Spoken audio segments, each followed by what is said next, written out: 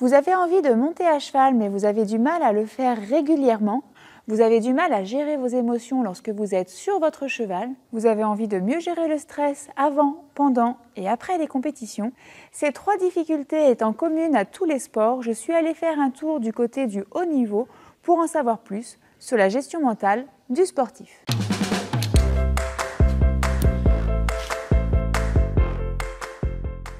Salut les cavaliers, c'est Aurélie, bienvenue sur la chaîne YouTube Adada Mondadou.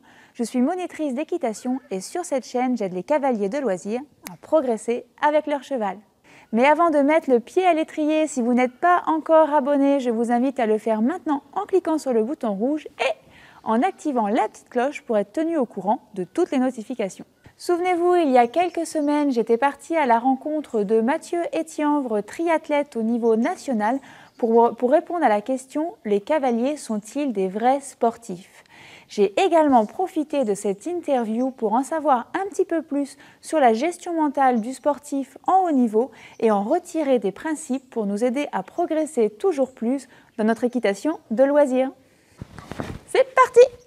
Tu es triathlète depuis longtemps ? Depuis 7 ans. Et donc c'est donc du vélo ? Natation, vélo, course à pied. D'accord. Les 3 sports enchaînés. Je voulais parler en fait des émotions qui peuvent nous bloquer dans notre progression à cheval. Et donc à savoir la peur, la déception, le découragement, la colère, la frustration et la perte de motivation. Oui. Et en fait, voilà, le sportif de haut niveau, il rencontre ça aussi, voilà. Donc comment est-ce qu'on fait au quotidien pour gérer son mental au quotidien, sur la motivation, surtout au quotidien, et puis au moment de l'échec même, ou au moment de l'effort sportif, en fait, quand on rencontre des difficultés, comment est-ce qu'on fait pour continuer, passer outre et pas s'arrêter, quoi. Alors déjà, il faut être sûr que la passion dépasse la peur. Parce qu'il y a un dosage, si la personne a plus peur qu'elle n'a vraiment envie d'y aller, ça sert à rien de forcer les choses. Mais si vraiment la passion et la personne a envie d'y arriver, je pense qu'il y a tout ce qu'il faut dans la nature pour essayer de passer au-dessus de ça. Alors ça peut être différentes méthodes, ça peut être justement relaxation, méditation, ça peut être se faire aider par un thérapeute type sophrologie, même en ostéopathie, on peut faire des choses pour ça, pour recentrer la personne. En gros, il faut que la personne soit dans un contexte encadré, confortable, et qu'elle se sente vraiment en confiance avec tout ce qui l'entoure, donc c'est-à-dire la personne qui va la former, donc en l'occurrence en équitation c'est le moniteur, c'est ça ? Ouais. C'est ça. Il faut que le lieu lui plaise, que le cheval aussi, c'est hyper important, qu'il y ait une connexion avec le cheval sur lequel elle va monter. Et puis il faut y aller étape par étape, je pense que c'est progressif. Et ce qui marche bien, par rapport à ce que j'ai pu vivre des fois, c'est la mentalisation.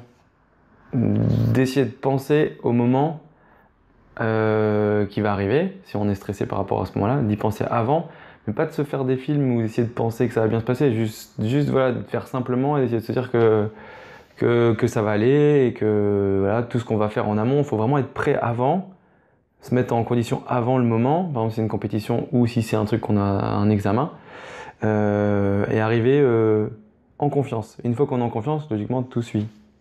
Ouais, mais c'est l'arrivée en confiance qui est pas évident parce que, ouais, mais si par exemple, tu as un cavalier qui, je sais pas, il fait du saut d'obstacle, il va reconnaître son parcours, par exemple, il y a un obstacle en particulier qui lui fait super peur ou l'ensemble du parcours va être regardant pour son cheval, il sait que ça va être difficile.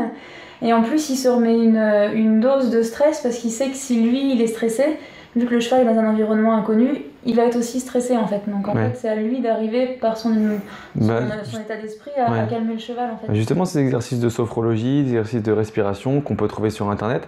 Il y a la cohérence cardiaque aussi qu'on trouve sur internet qui est super bien. Tu pourrais l'ajouter sur un de tes sites parce que c'est un exercice de respiration qui est hyper simple.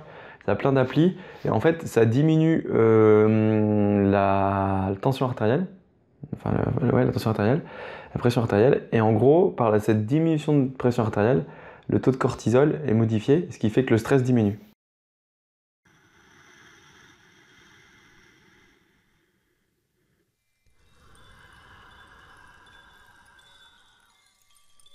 Et c'est hyper bien. Et je pense que des gens qui arrivent sur une course comme ça et qui se disent wow, je vais jamais y arriver, c'est compliqué, et du coup ils commencent à monter en stress, la fréquence cardiaque monte, tout ça. Un petit peu de cohérence cardiaque. On s'isole, un coup de cohérence cardiaque, et franchement c'est impressionnant. Ah ouais. Donc voilà, il y a plein de trucs. Il y a plein de trucs, ça peut être Je les connais pas forcément, mais je pense qu'il y a des choses qu'on peut manger qui doivent aussi pouvoir baisser ce genre d'hormones et Le chocolat. Ouais, c'est un antidépresseur, mais des trucs un peu du style, quoi. Ok, et sinon sur la difficulté en fait physique d'un sport, sur le fait que qu'à des moments ça fait mal et c'est dur, et comment on fait pour continuer en fait? Ouais, alors comment ça se passe? Tout est de la mentalisation. Quand ça fait mal, faut serrer les dents et puis essayer de penser à autre chose. Souvent, il faut se concentrer sur la respiration, essayer d'avoir des regards un peu plus fixes, regarder au loin ou des choses comme ça permet voilà. Ou essayer de s'appliquer sur le geste technique à appliquer pour essayer de se concentrer sur autre chose. Et c'est comme ça que ça passe, je trouve.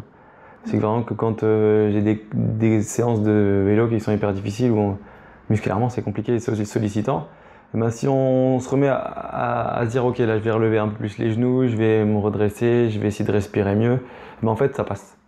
Et tout doit passer logiquement. Et comment tu gères une course qui aurait été pourrie, que tu as mal fait, ou que tu imaginais arriver à tel niveau ni sur le podium et qu'en fait il n'y est pas du tout?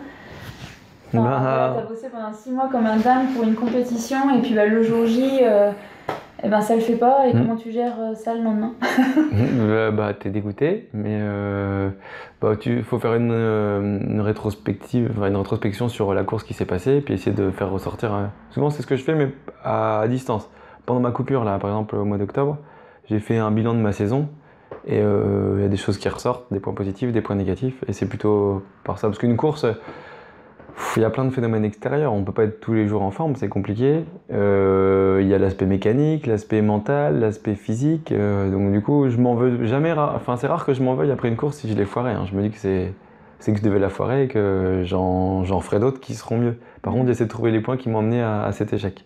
D'accord, tu rebondis toujours quoi. Ouais, c'est du positif, mais on est dans du négatif. Ouais. Quand on rate quelque chose, c'est on peut progresser et que voilà, faut voir ce qui n'a pas été. C'est comme ça que je le vois. Donc si tu avais 3 clés à donner en fait pour gérer son mental au quotidien, donc tu as parlé de la cohérence cardiaque. Ouais, cohérence cardiaque, ça marche bien. La mentalisation, ou visualisation peut-être, ça va peut-être plus parler aux gens. Visualisation, essayer de prévoir sa course ou son épreuve en amont. Donc c'est-à-dire bien préparer, s'entraîner à se mettre dans des conditions, et puis le soir quand vous vous couchez, essayez de réfléchir à comment ça va se passer quand vous allez arriver sur le lieu, tout ça. Comme ça au moins vous arrivez blindé, s'il y a un petit stress, il y a plein de trucs annexes que vous allez pouvoir gérer, et ça enlève des stress. Et puis troisième clé, si jamais vraiment ça va pas, il y a tout ce qu'il faut pour se faire aider, vraiment. En psychologie, en sophrologie, des trucs simples mais qui permettent de bien gérer. Vous connaissez maintenant les 5 principes à appliquer pour mieux gérer votre mental. En 1, faire le point sur l'adéquation entre votre pratique sportive et votre passion. Est-ce que ce que vous faites, ça vous fait vraiment vibrer? En 2, faire de la cohérence cardiaque pour arriver à faire diminuer la pression artérielle quand vous sentez le stress monter. En 3, faire de la mentalisation ou de la visualisation pour vous aider à mieux appréhender les éléments à venir. En 4, savoir retirer les éléments positifs de vos échecs. Et en 5, vous faire accompagner d'un professionnel, sophrologue, ostéopathe, faire de la méditation, aller rechercher un soutien extérieur. Et vous, comment est-ce que vous arrivez à gérer vos émotions à cheval? Dites-moi tout dans les commentaires.